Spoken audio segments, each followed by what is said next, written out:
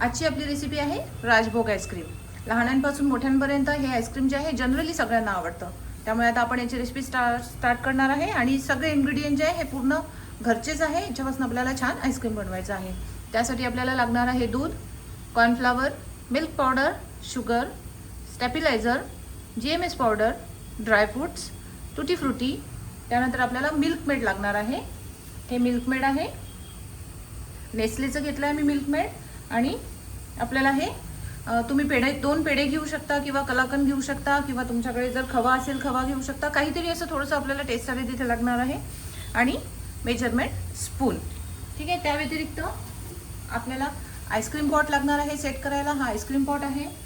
त्यानंतर आपल्याला whip cream लागणार आहे. ही व्हिप क्रीम गोल्डची व्हिप क्रीम आहे. आणि अशा प्रकारचं आपल्याला हे जे आहे हे असं ब्लेंडर लागणार आहे, जेणेकरून ते आईस्क्रीम आपल्याला व्यवस्थित ब्लेंड करता येईल. ठीक आहे. तर आपण आता प्रोसिजर स्टार्ट करणार आहे. चला तर आपण रेसिपी स्टार्ट करूया. त्यासाठी आपल्याला आईस्क्रीमचा बेस बनवावा लागेल. तर आपल्याला हा जो स्पून आहे हा स्पून घ्यायचा आहे आणि याने आपल्याला हा मोठा स्पून घ्यायचा आहे आणि आपण यामध्ये सर्व इन्ग्रेडियंट टाकणार आहोत. तर आपण पहिले टाकणार आहोत शुगर. 1 लिटरला जवळपास 10 चम्मच साखर टाकायची आपल्याला.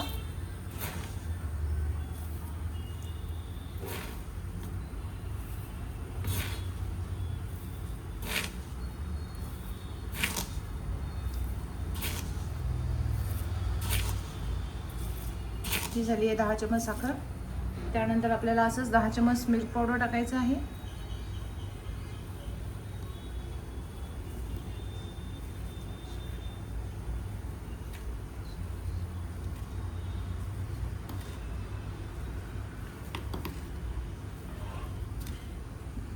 ठीक आहे. आणि 1च चम्मच आपल्याला असं पूर्ण भरून कॉर्नफ्लॉवर टाकायचं आहे. ठीक आहे. एवढे इन्ग्रेडियंट झाले आपले. आता हा जो छोटा चम्मच आहे याने आपण यामध्ये 1 मिनिट मी पातेलं खाली ठेवून घेते आहे. तर हे जे आहे स्टॅबिलायझर हे आपण 1 चम्मच घालणार आहोत. 1 चम्मच नाही, त्यापेक्षा थोडं कमीच टाकायचं. आणि हे जे आहे GMS पावडर हे आपण टाकणार आहोत 1 चम्मच.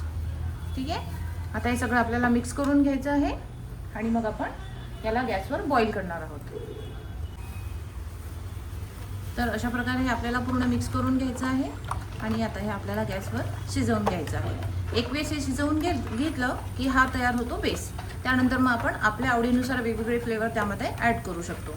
चला तर आपण याला गॅसवर शिजवून घेऊया. अशा प्रकारे आपण याला ब्लेंड करून घेतलेलं आहे. आता आपण व्हिप क्रीम ब्लेंड करणार आहे. तर आता आपण व्हिप क्रीम ब्लेंड करणार आहे. बघा अशा प्रकारे यालाही छान व्यवस्थित ब्लेंड करायचं आहे. जेवढी एअर यामध्ये जाईल तेवढं ते व्हॉल्यूम वाढेल त्याचं आणि थिक होईल आणि तेवढाच आपलं आईस्क्रीम जे आहे हे सॉफ्ट व्हायला मदत होते.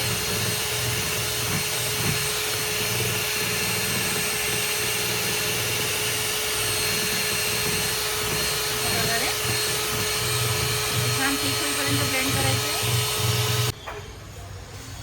अशा प्रकारे आपलं व्हिप क्रीम जे आहे हे फेटून रेडी झालं आहे. आता यामध्ये ते दूध आणि हे जे फेटलेलं व्हिप क्रीम आहे हे आपण एकत्र करणार आणि त्यामध्ये मग मँगो इसेन्स आणि जे काही आपल्याला लागणारे इन्ग्रेडियंट आहे ते टाकून आपण याला पुन्हा ब्लेंड करणार.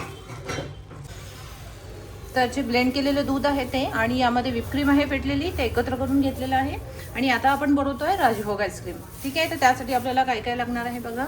त्यामध्ये आपण टाकणार आहे आता मिल्कमेड. ठीक आहे. आपल्याला यामध्ये मिल्कमेड टाकायचं आहे. जास्त नाही टाकायचं कारण ऑलरेडी ते खूप स्वीट असतं ना मिल्कमेड, त्यामुळे. ठीक आहे. तर यामध्ये आपण अशा प्रकारे मिल्कमेड टाकून घेतलेलं आहे. त्यानंतर आपल्याकडे पेढा असेल तर पेढा किंवा खवा असेल खवा, जे असेल ते अगदी थोड्या प्रमाणात आपल्याला यामध्ये असं घालायचं आहे. मी 2 असे पेढे घेतले होते. ठीक आहे. त्यामध्ये टाकलं आहे. यात आपण कलर टाकणार नाही आहे कुठलाही, कारण राजभोग आईस्क्रीम हे शक्यतोवर व्हाईटच असतं किंवा थोडं क्रीमिश. आणि यामध्ये आपण थोडं इसेन्स टाकणार आहे, राजभोग इसेन्स.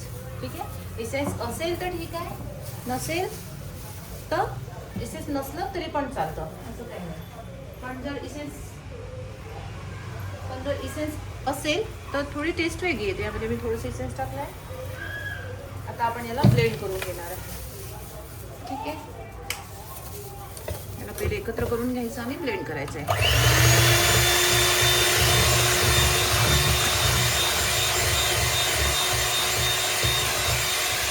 छान एकजीव करायचं आपल्याला, हे थोड्या वेळ ब्लेंड करायचे. त्यामुळे जे आईस्क्रीम आहे ते स्मूथ आणि त्याचा व्हॉल्यूम वाढतो. एक 5 मिनिटं ब्लेंड करून घ्यायचं.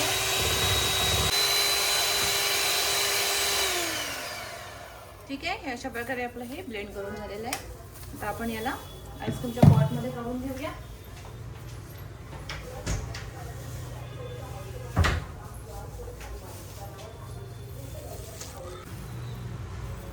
तर हा आईस्क्रीमचा पॉट आहे. ठीक आहे, यामध्ये आपण याला असं टाकून घेणार आहे. खूप छान असं तयार होते राजभोग आईस्क्रीम.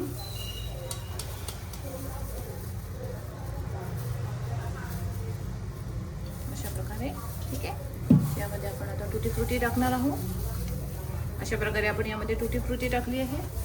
ठीक आहे, आणि ड्रायफ्रुट्स.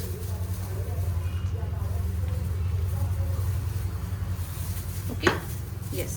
तर आता आपण याला व्यवस्थित झाकण लावून घेऊया. शक्यतो असे जे पॅक झाकणाचे डबे असतात तेच आईस्क्रीम सेट करायसाठी चांगले असतात. तर अशा प्रकारे आपण याला पॅक केलं आहे. तर हा आपला जो पॉट आहे हा रेडी झाला आहे. याला आपण फ्रीझरमध्ये ठेवणार जवळपास 5 ते 6 तासासाठी. त्यानंतर आपलं आईस्क्रीम रेडी होणार. ठीक आहे, येस. तर तुम्हाला ही जर रेसिपी आवडली असेल तर माझ्या चॅनलला लाईक करा, सबस्क्राईब करा आणि शेअर करा.